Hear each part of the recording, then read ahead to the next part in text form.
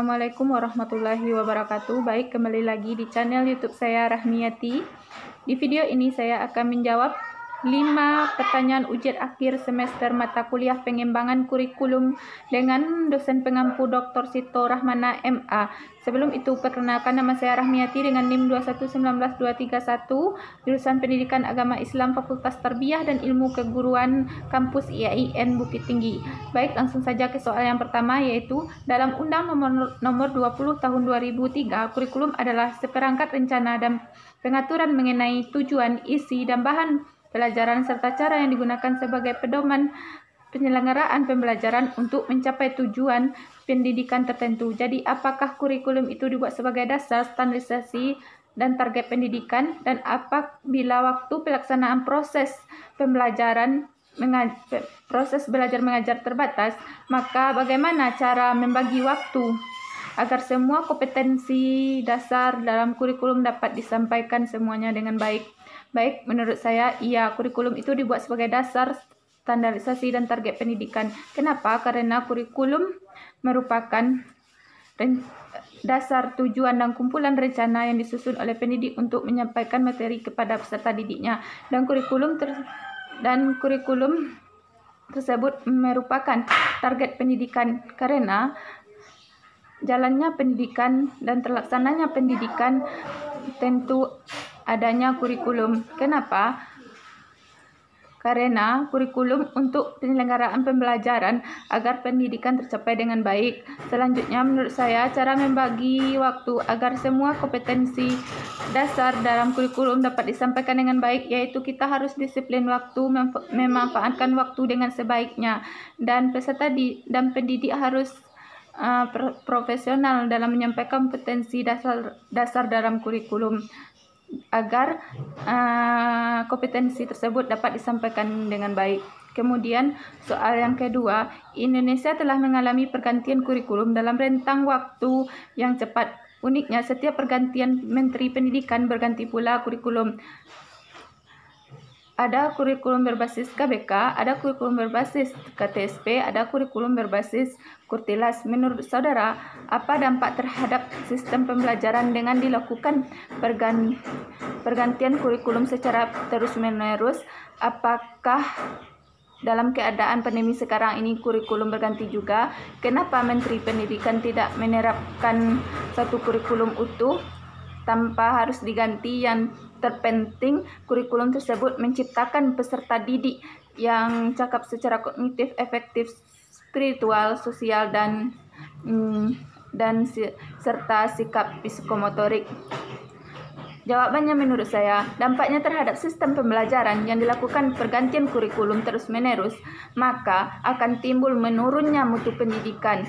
Hal ini akan timbul masalah-masalah baru bagi peserta didik, sepertinya menurunnya prestasi belajar peserta didik karena tidak mampu beradaptasi dengan kurikulum yang baru. Kurikulum yang baru ditetapkan sebagai dapat kita lihat setiap pergantian kurikulum, peserta didik harus mampu beradaptasi dan mengenal kurikulum tersebut sampai mereka memahami materi yang disampaikan kurikulum tersebut. Hal ini akan terus terjadi dikarenakan setiap pergantian Menteri Pendidikan. Kemudian, di saat pandemi ini, pemerintah harus mampu mengatasi bagaimana cara yang harus dilakukan supaya proses pembelajaran pada peserta didik tetap berjalan dengan baik. Oleh sebab itu, pemerintah dan Perdana Menteri harus menetapkan kurikulum darurat, di mana pada kurikulum darurat ini, di mana pendidik dan pendidik harus mampu menguasai kompetensi yang diterapkan kurikulum tersebut. Kemudian, jikalau menteri menetapkan satu kurikulum saja, maka peserta didik akan terfokus pada satu kurikulum tersebut. Sedangkan di era global, peserta didik harus mampu bersikap efektif, spiritual, sosial, dan bersikap psikomotorik. Jadi, Menteri Pendidikan harus melakukan pergantian kurikulum agar proses pembelajaran bisa berkembang maju dan mampu bersaing dengan era global. Kemudian soal yang ketiga, pengembangan kurikulum harus didasarkan pada landasan dan prinsip pengembangan yang berlaku agar pengembangan kurikulum dilaksanakan sesuai dengan tujuan pendidikan nasional. Menurut saudara, apakah ada sosialisasi kurikulum dalam melaksanakannya? Jika ada, apakah sudah terjangkau untuk seluruh pelaku dan pelaksana pendidikan? Lengkapi dengan jawaban dengan contoh yang nyata. Menurut saya, ada sosialisasi kurikulum dalam melaksanakannya, di mana sosialisasi antara pendidik dengan pemerintah atau Menteri Pendidikan. Dengan adanya sosialisasi tersebut, maka akan terdapat informasi-informasi pengembangan kurikulum sesuai dengan tujuan pendidikan nasional. Menurut saya belum sepenuhnya terjangkau, di mana pelaksanaan pendidik belum tercapai, di mana kurangnya profesional pendidik dalam menyampaikan materinya dan peserta didik kurang memperhatikan pendidiknya. Contoh nyatanya yaitu sosialisasi pemerintahan dan guru atau sosialisasi Menteri Pendidikan dengan peserta didik dalam mengembangkan kurikulum darurat pada saat pandemi ini, di mana pemerintah menyampaikan informasi-informasi penting mengenai pengembangan kurikulum yang ditetapkan pada saat ini agar proses pembelajaran terus berjalan. Kemudian soal yang keempat, tidak menutup mata kenyataannya di lapangan sering dijumpai pendidik yang ada di sekolah kurang memahami model-model pengembangan kurikulum, padahal pemahaman tentang kurikulum merupakan salah satu unsur kompetensi pedagogik yang harus dimiliki oleh seorang pendidik, dan model pengembangan kurikulum pun adalah bagian terpenting dalam pengembangan kurikulum. Apa yang salah mengenai hal ini dan apa solusinya menurut saudara? Dan model pengembangan kurikulum manakah menurut saudara yang tepat digunakan dalam meningkatkan proses pembelajaran agar tercapai hasil yang maksimal? Menurut saya, kesalahannya kebijakan pemerintah dalam mengembangkan kurikulum. Dengan itu menyebabkan pendidik tidak bisa mengembangkan pemikirannya yang baru, tidak bisa mengembangkan pemikiran, dan kesalahannya juga kurangnya tanggung jawab pendidik dalam menyampaikan pembelajaran kepada peserta didik. Solusinya, menurut saya, pemerintahan dan Menteri Pendidikan harus mampu mengembangkan kurikulum kepada pendidik, dan pendidik harus mampu bertanggung jawab merancang pengembangan kurikulum. Dengan hal itu, pendidik akan mampu menghadapi tingkah laku peserta didik, di mana pendidik dapat menguasai model pengembangan kurikulum yang mereka tetapkan dalam mengajar peserta didik. Selanjutnya, menurut saya, model pengembangan kurikulum yang tepat digunakan dalam meningkatkan proses pembelajaran yaitu model pengembangan kurikulum Gerlach and Ellie, di mana model ini menitik beratkan pada upaya-upaya yang dilakukan dalam merumuskan komponen-komponen yang sering dijumpai dalam sebuah program pembelajaran. Dan model pengembangan kurikulum ini memiliki tahapan, yaitu yang pertama tahapan perumusan materi dan tujuan, yang kedua